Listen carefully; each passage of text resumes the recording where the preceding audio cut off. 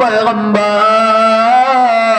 আমাকে আপনি কালেমা পড়ে মুসলমান বানাও। বিলালকে আল্লাহর পয়গম্বর কালেমা পড়ে মুসলমান বানায়া দেয়। আল্লাহর নবীর হাতে হাত রেখে বিলাল মুসলমান হয়ে যায়। ওই মুসলমান ইমানদার আল্লাহর গোলাম ভালো করে শুনিয়া লও, বিলাল যখন মুসলমান হয়ে যায় বিলাল কাজ করে আল্লাহ নামের একটা আওয়াজ, বিলালের জবানে আল্লাহ নামের আওয়াজ। বিলাল কামারগিরি করে আল্লাহর জিকির করে। বিলালের মালিক উমাইয়ার কাছে যখন খবর যায় তোমার বেলাল নাকি মুসলমান হয়ে গিয়েছে, তোমার বেলাল নাকি সে ইসলাম ধর্ম গ্রহণ করেছে, আল্লাহর পয়গম্বরের উপর ঈমান আনয়ন করেছে, উমাইয়া যখন এই খবর শুনতে পায় উমাইয়া বিলালকে ধরে নিয়ে যায়। বিলালকে বলে, রে বিলাল তোমার জবানে কিসের আওয়াজ? আল্লাহর পয়গম্বর মুহাম্মদুর রাসূলুল্লাহ সাল্লাল্লাহু আলাইহি ওয়াসাল্লাম বলেন, আল্লাহর পয়গম্বর মুহাম্মদুর রাসূলুল্লাহর উপর ঈমান আনয়ন করার কারণে বিলালের উপর নির্যাতন নিপীড়ন, বিলালের উপর যতই নির্যাতন আসে না কে, বিলাল বলে আমাকে মেরে ফেলো, কেটে ফেলো, তবু আমার জবান থেকে আল্লাহ নামের আওয়াজ সরাবো না। সুবহানাল্লাহ।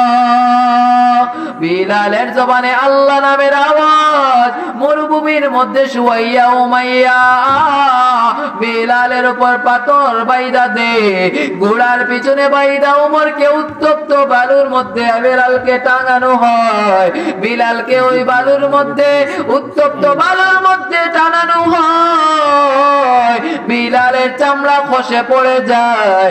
এ মুসলমান ইমানদার আল্লাহর গোলাম, বিলালের জবান থেকে তবু আল্লাহ নামের আওয়াজ নামে না, বিলালের জবানে তবু আল্লাহ নামের আওয়াজ। কিন্তু আমরা কেমন গাফেল হয়ে গেছি রে ভাই, আমাদের জবানে আল্লাহ নামের আওয়াজ নাই, আমাদের জবানে আল্লাহ নামের আওয়াজ নাই।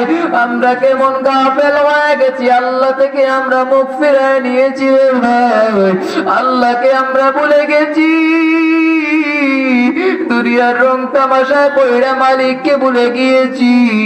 ওই মালিক আমাকে আপনাকে ডাকে আর বলে, বান্দায়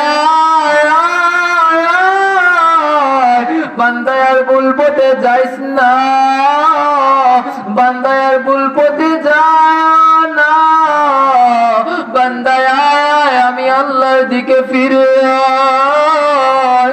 এরে বান্দা তুই যদি একবার আমি আল্লাহকে আল্লাহ বলে ডাক দাও, আমি আল্লাহর কুদরতি অন্তর ঠান্ডা হয়ে যায়। ওই আল্লাহকে একবার প্রাণ খুলে ডাক দেই, সবাই বলি আল্লাহ, সবাই বলি আল্লাহ, আর জোরে বলি আল্লাহ। বিলালের জবানে আল্লাহ নামের আওয়াজ। হে মুসলমান ইমানদার, আমাদের জবানে ওই নামের আওয়াজ থাকতে হবে। আমরা আল্লাহকে ভুলে গিয়েছি রে ভাই, মুসলমান ইমানদার গো, আল্লাহকে ভুলে যাওয়ার কারণে আমাদের উপরে তো মুসিবত। পর্দার অন্তরালের মা ভালো করে শোনো, এ মা তোমার কি মন চায় না, মা তুমি একজন কোরআনের আলেমের মা হইবা, একজন হাফেজে কোরআনের মা হইবা, তোমার সন্তানের পিছনে দাঁড়াইয়া হাজার হাজার মানুষ মসজিদের ইমামতি দায়িত্বে তোমার সন্তানের পিছনে মানুষ জামাতে নামাজ আদায় করবে। এরে মা তোমার কি মন চায় না তোমার সন্তানের বয়ান মানুষ শুনবে? এরে মা তোমার মন কি চায় না তোমার সন্তানের পেছনে হাজার হাজার মানুষ জামাতে নামাজ আদায় করবে? ও মা ভালো করে শোনো গো, পর্দার অন্তরালের মা, আল্লাহ আপনাদেরকে কত সম্মান দিয়েছে গো মা। আপনারা তো ওলিদের মা, আপনারা তো হাফেজে কোরআনের মা, আপনারা তো কত বড় ওলি আল্লাহর মা। এ মা, আপনাদের দোয়ার ফসল আপনাদের সন্তান। মাগো, আপনাদের সন্তানকে কোরআনের তালিম দেন, আপনাদের সন্তানকে কোরআনের হাফেজ বানাও। আপনাদের সন্তানকে যদি দ্বীনি তালিম দিয়ে বড় করতে পারো, মালাকুল মাউত যখন তোমার দরওয়াজায় করাঘাত করবে গো মা, ও বৃদ্ধ বাবাজিরা, ও যুবক ভাইয়েরা শোনো, কখনকার মরণ এসে যায় কেউ জানি না, কখন আল্লাহ রাব্বুল আলামিনের দরগা থেকে ডাক চলে আসে কেউ জানি না। মালাকুল মাউত কখন আমার আপনার দরওয়াজায় এসে হাজির হয় আমরা কেউ জানি না। আমাদের চোখের সামনে দেখি কত মানুষ অ্যাক্সিডেন্ট করে মারা যায়, কত মানুষ বাস অ্যাক্সিডেন্ট করে মারা যায়, কত মানুষ লঞ্চ অ্যাক্সিডেন্ট করে মারা যায়, কত মানুষ আগুনে পড়ে মারা যায়। এই পর্দার অন্তরালের মা, আজকে তাকায় দেখো আপনার খেলার জীবনের কত বান্ধবী দুনিয়ার জমিনে নাই। এই যুবক ভাই, তাকায় দেখো তোমার মতো কত যুবক আজকে দুনিয়ার জমিনে নাই। এই পর্দার অন্তরালের মা, ও বৃদ্ধ বাবাজিরা, ভালো করে চিন্তা করে দেখো, আজকে তোমার সমবয়সী কত মানুষ দুনিয়ার জমিনে নাই। একদিন তুমিও থাকবে না, আমিও থাকবো না। এই দুনিয়ার জগৎ ছেড়ে তোমাকে আমাকে চলে যেতে হবে, এই জমিন থেকে তোমাকে আমাকে বিদায় নিতে হবে। যেহেতু এই জমিন থেকে তুমি আমি বিদায় নিব, সেহেতু আল্লাহ রাব্বুল আলামিনের হুকুম মেনে চলব। পয়গম্বর মুহাম্মদুর রাসূলুল্লাহ সাল্লাল্লাহু আলাইহি ওয়াসাল্লামের উম্মত অনুযায়ী, পয়গম্বর মুহাম্মদুর রাসূলুল্লাহ সাল্লাল্লাহু আলাইহি ওয়াসাল্লামের সুন্নাত অনুযায়ী জীবন যাপন করব।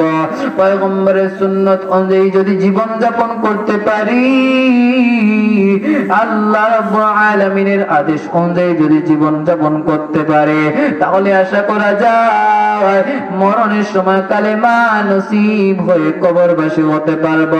যদি মরণের সময় কালেমা নসিব হয়, তাহলে কবর করে আশা করা যায় বাঁচা যাবে।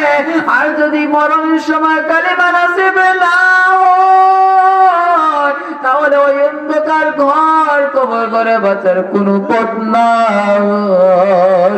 ওই অন্ধকার ঘর কবর ঘর, ওই ঘরে তোমার কোনো বন্ধু বান্ধবী কাজে আসবে না, ওই ঘরে তোমার টাকা পয়সা কাজে আসবে না, ওই ঘর তোমার কেউ তুমি কার ছেলে কার মেয়ে এটা চিনবে না, তোমার টাকা পয়সা বাড়ি গাড়ি আছে কিনা তা চিনবে না। ওই ঘরে এইগুলার কোনো কাজে আসবে না, কাজে আসবে শুধু তোমার নেক আমল। তাই নেক আমলকে সাথী বানাও। অন্ধকার কবর করে যদি বাঁচবার চাও, তাহলে অন্ধকার করে যদি বাঁচতে চাও, তাহলে আমল নামক সাত্বিক আমলকে তোমার সাথী বানাও। রাসূলের সুন্নতকে সাথী বানাও। 5 ওয়াক্ত নামাজ বা জামাতের সাথে আদায় করো। পর্দার অন্তরালের মা, নামাজকে তুমি করে ভিতরে কায়েম করো। তোমার সন্তানদেরকে মসজিদে নামাজের জন্য পাঠাও। তোমার স্বামীর খেদমত করো গো মা। স্বামীর যদি খেদমত করতে পারো, আর স্বামীর সাথে যদি সম্পর্ক সুন্দর রাখতে পারো, স্বামীর ইজ্জত করতে পারো, স্বামীর সম্পদের হেফাজত যদি করতে পারো, পয়গম্বর মুহাম্মদুর রাসূলুল্লাহ সাল্লাল্লাহু আলাইহি ওয়াসাল্লাম তোমার জন্য খুশির সংবাদ জানায় দেয়। আল্লাহ রাব্বুল আলামিন তোমাকে বেহিসাব জান্নাত দিয়ে দিবেন। সুবহানাল্লাহ। মুসলমান ইমানদার আল্লাহর গোলাম, সময় সংক্ষিপ্ত, আর কথা বলতে পারতেছি না।